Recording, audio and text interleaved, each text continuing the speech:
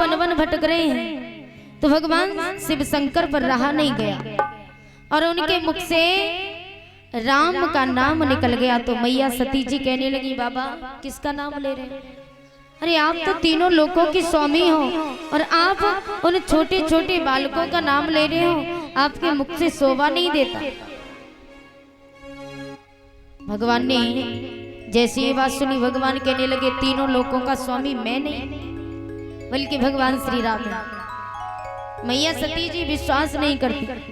तो भगवान शिव शंकर मैया सती से कहने लगे, सती जी कि जो तुमरे मन अति संदेह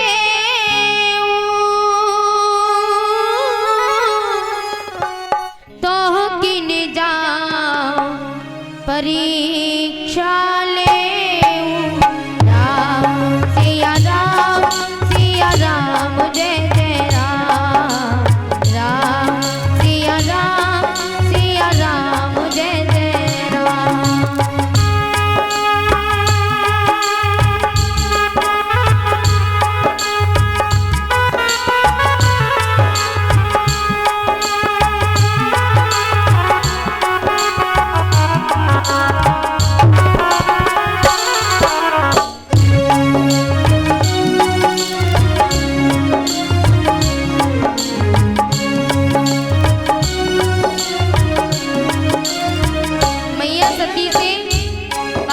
शंकर कहने लगे, सती यदि तुम्हें यकीन नहीं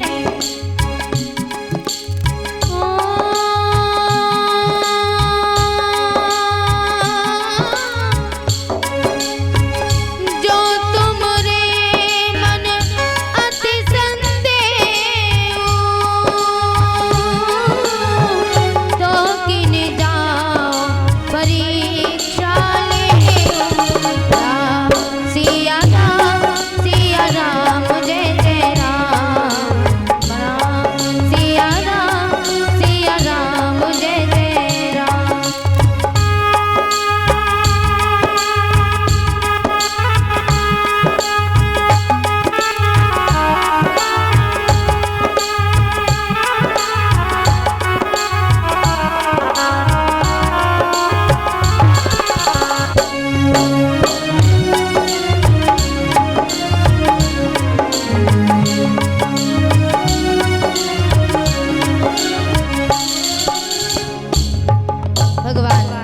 शिव शंकर ने कहा, जो तुमरे मन अति संदेह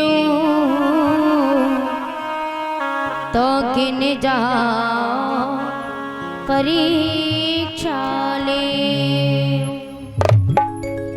भगवान शिव शंकर मैया सती जी से कहते हैं, यदि तुम्हारे मन में कोई संदेह है तो जाकर के परीक्षा ले लो। भगवान श्री राम की परीक्षा लेने के लिए माता सती चली, सीता का रूप धारण कर लिया और भगवान के सामने जाकर के पहुंची। भगवान श्री राम ने देखा कि सती जी चली आ रही है सीता का रूप धारण करके। अब भगवान ने सोचा कि अगर लखन भैया ने देख लिया तो लखन भैया कहीं भाभी न कह दे तो मामला गड़बड़ हो जाएगा। भगवान ने उस रास्ते को छोड़ दिया। अब भगवान दूसरे रास्ते से जाने लगे। सती जी उस रास्ते पर भी पहुंच गई। भगवान श्री राम ने कहा ये ऐसे नहीं मानेंगी, तो भगवान श्री राम आगे बढ़े और लखन भैया कहीं भाभी न कह दे उससे पहले भगवान ने कहा, मैया प्रणाम। कहाँ घूम रही हो? बोले बाबा कहाँ है? और जैसे ये बात सुनी तो मैया सती ने नीचे नजर झुका ली, बोली भोले बाबा कैलाश पर्वत पे। आज मैया सती शर्मिंदा होने लगी। भगवान श्री राम आगे बढ़े। भगवान ने अपनी लीला प्रारंभ कर दिया दिखाना। मैया सती जी बेहोश होके जमीन पर गिर गई। जब होश आया तब तक देखा भगवान वहां है ही नहीं। तो मैया उदास होकर के रास्ते में आती है। तो उसी समय मन में सोचा कि जाए उतारे हम दी होगा और उपजा अति दान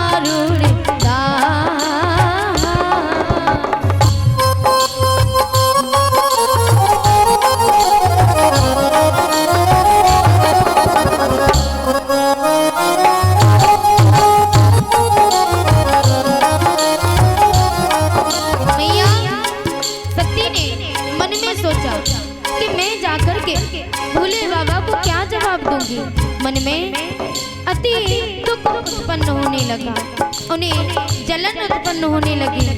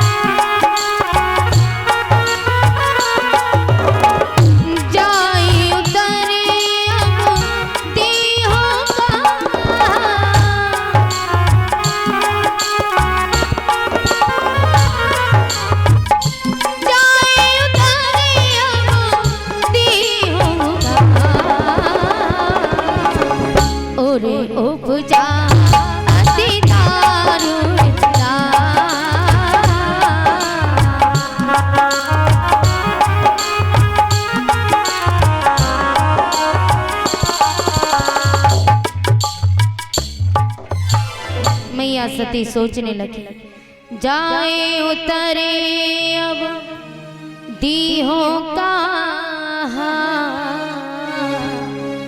और उपजा अति दारुण दाहा। सोचने लगी, उनके मन में जलन उत्पन्न होने लगी कि मैं भोले बाबा को जाकर के क्या जवाब दूंगी, इस बात की जलन होने लगी। मैया सती जी जैसे तैसे बाबा के पास आई। बाबा ने कहा सती जी परीक्षा ले आई? बोली हाँ बाबा मैं परीक्षा ले आई। बोले कैसे ली? बोले कुछ नहीं, साधारण सा प्रणाम किया। भगवान ने कहा अंतर ध्यान करके देखा, बोले सती क्या तुमने माता सीता का रूप धारण नहीं किया? तो मैया ने नीचे नजर झुका ली और कहा यदि तुमने सीता मैया का रूप धारण किया तो सीता मेरी मां समान है, और तुम मेरी पत्नी होकर के मेरी माँ का रूप धारण तुमने किया, इसलिए आज से तुम भी मेरी माँ के समान हो।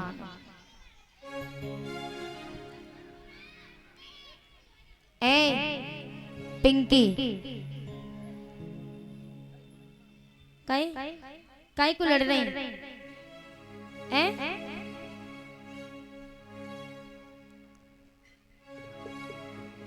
बोलिए गोविंद भगवान की। अब ऐसे लड़ रही तभी तो लड़े हुए सीखे हो। बोलिए भाग्य बिहारी लाल की जय जय श्री राधे। अगर लड़ाई करो तो पीछे बैठे करो, ठीक है? ऊधम मचाओगे अगर, और अब की बार हमने देख लो तो उठाए के नहीं बैठा रहे हैं, ध्यान रखना। इसलिए ऊधम अगर मचाए हुए हैं तो पीछे जाके। जय जय श्री राधे श्याम। भगवान शिव शंकर ने मैया सती को सीता के रूप में देखा तो धूनी लगा करके समाधि लगा करके बैठ गए। भोले बाबा को काफी वर्षे हो गए। मैया सती जी बड़ी परेशान, कभी नंदी के पास कभी गणों के पास जाएं और कहें कि बाबा की धुनी खुलवाओ। नंदी ने गणों ने कहा मैया मेरे बस की बात नहीं, आपके और बाबा के बीच में लड़ाई हुई, मैं बीच में क्यों आऊं, आप जानो। तो मैया सती जी अंत में जाके बाबा से हाथ जोड़ करके कहती हैं बाबा कि मुझे चरणों की दासी बना लो, स्वामी मोहे संग लगा लो। मुझे चरणों की दासी बना लो, स्वामी मोहे संग लगा लो। मुझे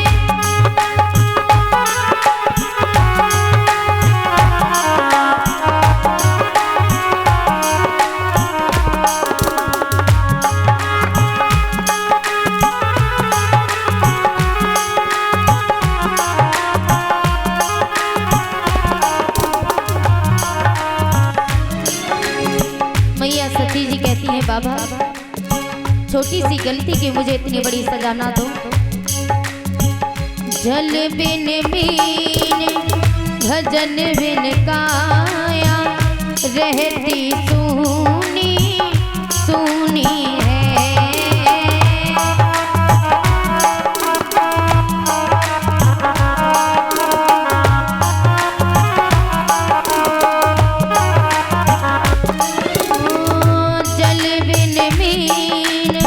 भजन बिन काया रहती सूनी सूनी है।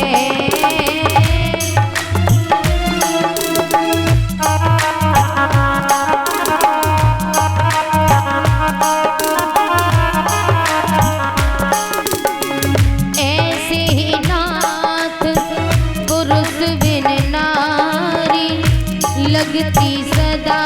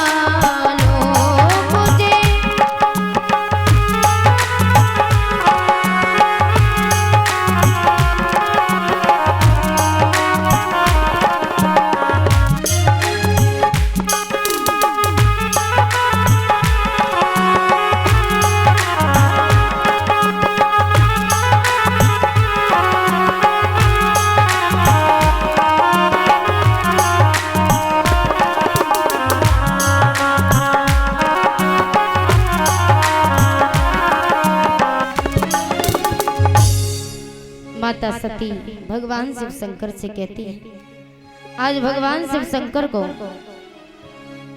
87,000 वर्ष हो गए। 87,000 वर्ष तक भोले बाबा ने नेत्र नहीं खोले। 87,000 वर्ष बाद धुनी खोली है कि बीते संबत सहस 87 और तजी समाधि शंभु अभिनाशी। भोले बाबा को अच्छा इसी बीच में 50 रुपए लवकुश बाबू की तरफ से आए हैं। तो अभी ये खुश रहो बेटा, छोटे से हैं तो मैं तो भगवान से यही प्रार्थना करूंगी कि भगवान करें कि ये पढ़ लिख करके इनकी अच्छी सी नौकरी लग जाए और नौकरी लगने के बाद सुंदर सी छोकरी मिल जाए, जाके संग ब्याह हो जाए। बोलिए गोविंद भगवान की जय। जय श्री राधे श्याम। तभी देवी देवता किन्नर नाग सभी बैठ करके महाराज दक्ष के यहाँ जा रहे थे। मैया सती ने कहा, बाबा ये सभी कहाँ जा रहे हैं? बोले ये तुम्हारे पिता दक्ष के यहाँ पर यज्ञ हो रहा है, उसी यज्ञ में सम्मिलित होने के लिए सभी देवी देवता जा रहे हैं। मैया सती ने कहा तो मैं भी जाऊंगी। भगवान ने कहा तुम्हारे पिता ने सभी को आमंत्रित किया है, लेकिन हमें आमंत्रित नहीं किया, इसलिए हम वहां नहीं जा सकते। तो मैया सती हट पकड़ लेती है। तो मैया सती आज भगवान शिव शंकर से बोली है, बाबा हाथ जोड़ करके प्रार्थना करती हैं कि मुझे जाने की आज्ञा दो।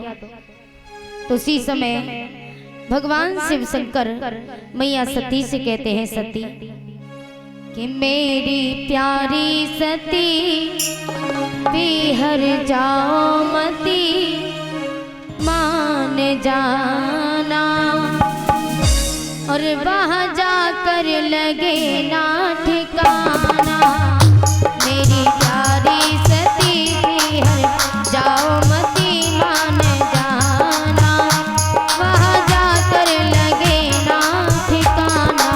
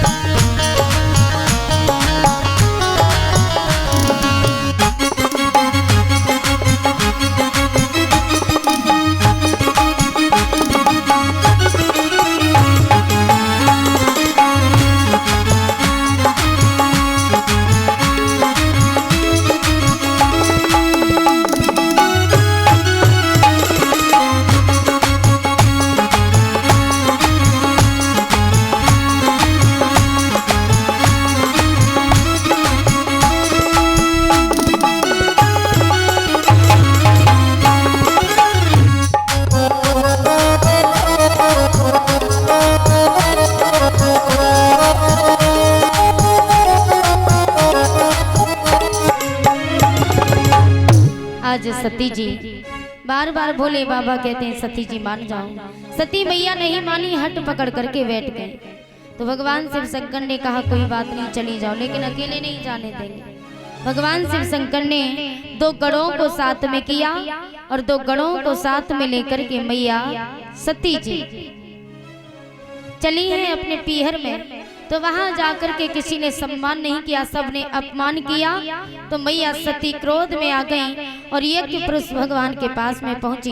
यज्ञ में कूदना चाहा तो यज्ञ पुरुष भगवान ने कहा, अग्निदेव भगवान बोले माँ मुझे क्षमा करना, भोले बाबा की आज्ञा के बगैर मैं आपको स्वीकार नहीं कर सकता।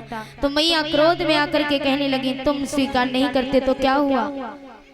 मैया ने आसन लगाया, अपनी अनामिका उंगली शरीर में घिसी जिससे अग्नि प्रज्वलित हुई और मैया ने अपने प्राणों को त्याग दिया। बोलिए सती मैया की। मैया ने प्राण त्यागे। गणों ने जाकर के भगवान शिव शंकर को बताया। तो भगवान शिव शंकर इतने क्रोध में हैं कि उनकी आंख से एक आंसू निकला। वही एक आंसू पृथ्वी पर गिरा जिसका रुद्राक्ष का वृक्ष बना है। बोली रुद्र भगवान की। भगवान शिव शंकर ने अपनी जटाओं को जमीन पर पटका जिससे वीरभद्र नाम का राक्षस उत्पन्न हुआ। भगवान शिव शंकर बोले जाओ जाकर के दक्ष प्रजापति का शीश उनके धड़ से अलग कर दो। वीरभद्र हाथ में तलवार लेकर के गया, महाराज दक्ष का शीश धड़ से अलग कर दिया। पूरे दरबार में त्राहे त्राहे होने लगी। सभी देवगण भगवान शिव शंकर के पास पहुंचे। बोले यज्ञ अधूरा रह गया। यदि यज्ञ अधूरा रह जाए तो सबसे बड़ा अपशगुन होता है। या यज्ञ खुले में करो तो भी अपशगुन है। अब हम खुले में यज्ञ कर रहे हैं, ना जाने कोई मांसाहारी पंछी अपनी चोंच में मांस का टुकड़ा दबा करके ले जा रहा हो और हो ना हो उसकी चोंच से मांस का टुकड़ा छूट करके यज्ञ में गिर जाए तो ये सबसे बड़ा अपशगुन है महाराज। इसलिए कभी यज्ञ खुले में नहीं करना चाहिए, या तो उसके ऊपर चांदनी या त्रिपाल होनी चाहिए। तो सभी देवतागण भगवान के पास में पहुंचे। बोले प्रभु क्रोध शांत कीजिए और यज्ञ पूरा करवाइए, क्योंकि यज्ञ अधूरा रह जाए तो सबसे बड़ा अपशगुन होता है। भगवान शिव शंकर आज यज्ञ पूर्ण करने के लिए जाते हैं। महाराज दक्ष को पुनः से जीवित किया तो उनके धड़ पर बकरे का शीश लगाया।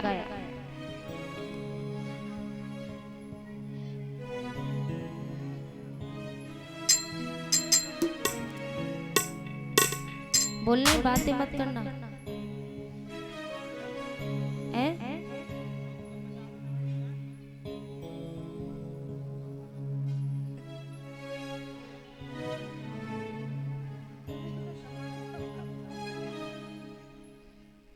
श्री राधे।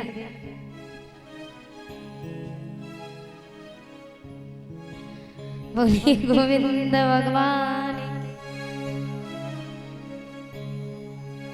भगवान शिव शंकर ने बकरे का शीश धड़ पे लगाया। अब शीश अनेकों थे महाराज, लेकिन बकरे का ही शीश लगाया। मैंने कल भी बताया था बकरे का शीश इसलिए लगाया क्योंकि महाराज दक्ष के अंदर मैं भरी हुई थी। मैं माने अहंकार, और बकरा भी मैं करता है। इसलिए भगवान शिव शंकर ने बकरे का शीश काट के दक्ष के धड़ पे लगाया। कहा करते रहो जिंदगी भर मैं।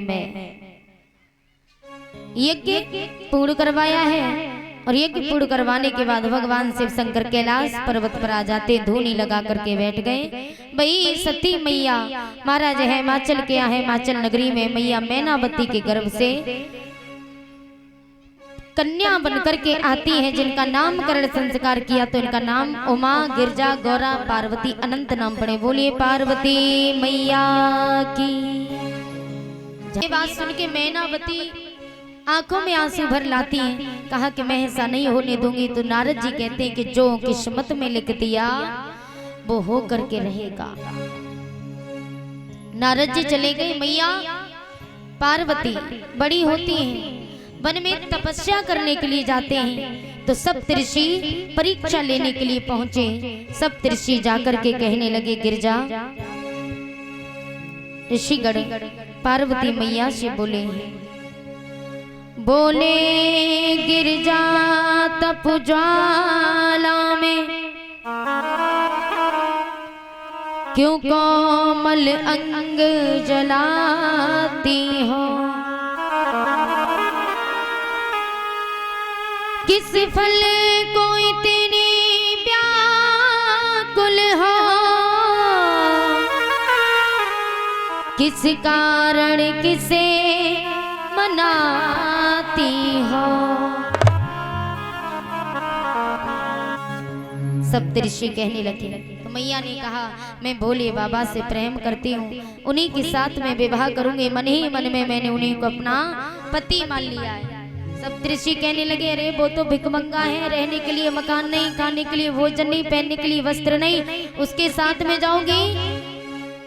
मैया सती ने ये बात सुनी अपने पति के बारे में तो क्रोध में आ गई और कहने लगी ऋषियों अगर इससे आगे बोला तो मैं तुम्हें जला करके भस्म कर दूंगी।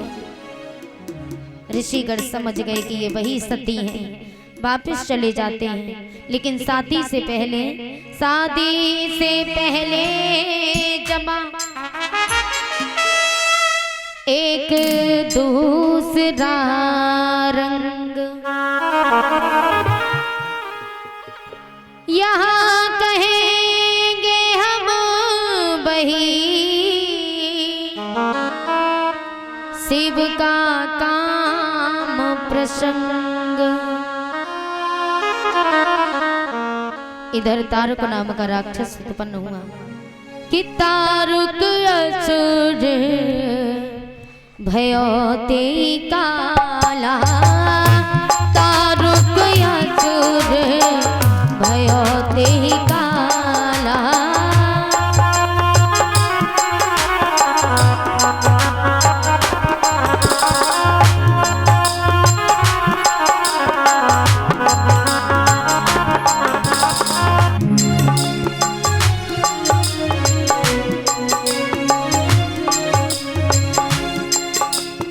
भगवान जिस समय ब्रह्मा जी देखते हैं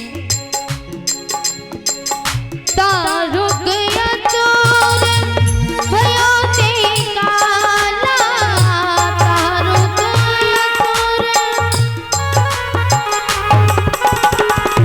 तारुक असुर भयो ते काला, तारुक असुर भुज प्रताप बल तेज विशाला, भुज प्रताप बल तेज विशाला। तारक असुर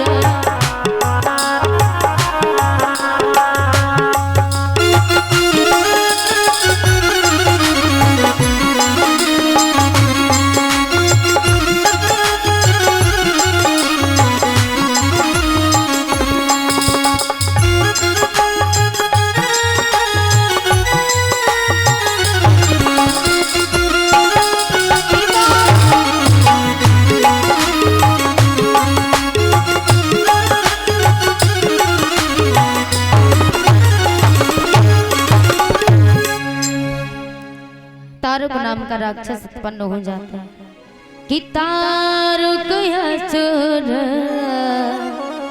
भयो ते काला, भुज प्रताप बल तेज विशाला। तारुक नाम का राक्षस उत्पन्न हुआ। ब्रह्मा जी कहने लगे कि तारुक का वध केवल भगवान शिव शंकर का पुत्र ही कर सकता है, लेकिन भगवान शिव शंकर का तो विवाह भी नहीं हुआ तो पुत्र कहां से आएगा। बोले विवाह हो भी जाए तो भगवान शिव शंकर की धूनी लगी हुई है। इंद्र ने कहा धूनी खुलवाई जाए, लेकिन कौन खोलेगा। तो ब्रह्मा जी बोले रति के पति कामदेव, तो कामदेव को बुलाया। तो कामदेव ने अपनी पत्नी रति का धनुष बनाया और कुसुम बाण लिया। कुसुम माने पुष्प का बाण भगवान शिव शंकर के मारा और उनका तीसरा नेत्र खुल जाता है। तीसरे नेत्र की दृष्टि जैसे ही कामदेव पर पड़ी, कामदेव जल करके भस्म हो गया।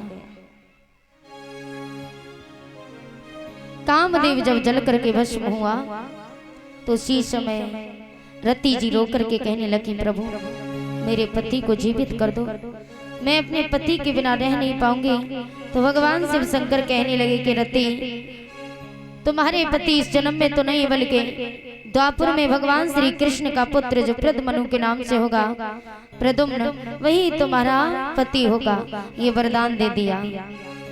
तो उसी समय सती जी रोती हुई वहां से चली गई। अब भगवान शिव शंकर के विवाह की तैयारियां होने लगी, झांकी बन गई।